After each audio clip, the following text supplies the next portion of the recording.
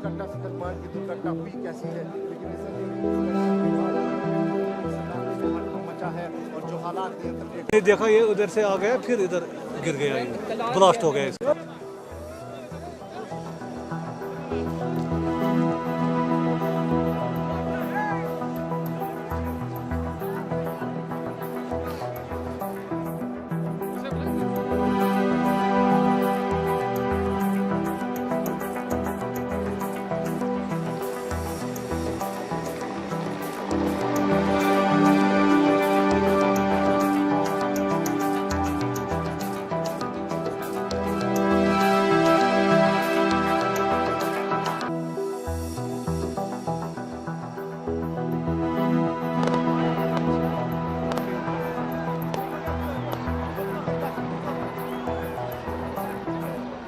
This happened today morning. We received information from civilians that an explosion has taken place.